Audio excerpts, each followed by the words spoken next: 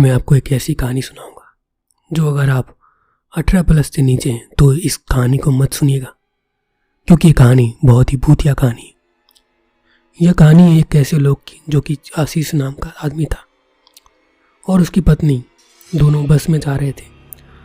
उस लेन के गुजरते हुए आशीष ने एक बात महसूस की थी कि जो भी यात्री उसके अंदर बैठे हुए उन सभी का चेहरा नीचे की ओर झुका हुआ था।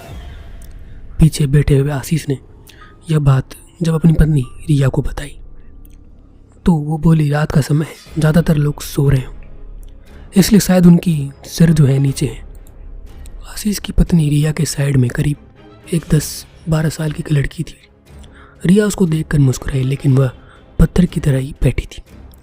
उसकी मासूमियत देखकर रिया का अपना ध्यान अपनी ओर खींच रही थी। रिया उसे जल्दी से अपनी ड्राइंग सीट पर उतारना चाहती थी। थोड़ी देर शांति रही, बस भी तेजी से दौड़ी जा रही थी। लड़की को सपाट अपनी तरफ देख रिया उससे बात करते हुए बोली, हेलो बेटा, आप अपना स्केच बनवाओगी? लड़की अब भी शांत और हाँ सर में हिला दिया। पर अचानक से ऐसा कुछ हुआ कि लड़की की आवाज़, मतलब बस में पूरी जो है किसी की रोने की आवाज़ आ रही थी।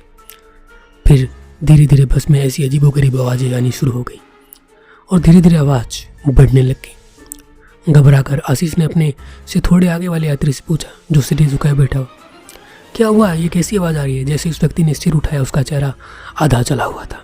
देखकर रिया की चीख निकल गई। वह जला व्यक्ति बोला कि शायद आगे कोई रो रहा होगा, लेकिन धीरे धीरे बस में रोती आवाज़ बढ़ती जा रही थी। रिया ने देखा बराबर लड़की का चेहरा पत्थर समान ही है, उसकी आंखों में लाल आंसू बह रहे थे। आशीष और रिया पूरी तरह घबरा गए थे। आशीष ने खड़े होकर जोर से चलना शुरू किया, बस यहीं रोक दो, हमें ही नहीं उतरना। बस में लाइटें भी जलनी बुझनी शुरू हो गई। आशीष रिया को पीछे ले कर एग्जिट गेट तक जा चुका था। फिर वो घर जाकर सो गए। सुबह नाश्ते के टेबल पर दोनों बेहद शांत थे। रात की बात से वो लोग डरे हुए थे।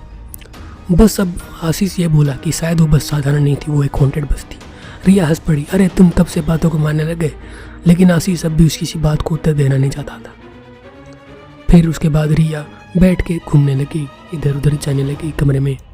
तभी वो लड़की आई जो बस में मिली थी। उसने कहा कि मेरा स्केच बनाओ। उसने कहा, अरे आप कैसे? उसने कहा कि मैं यहीं पे रहती हूँ। फिर उसके बाद उसका स्केच बनवाया और अपनी नौकरानी को भेजा एक चॉकलेट लाने के लिए। फिर नौकरानी चॉकलेट लेके आई, लेकिन उसने कहा किसको देना है?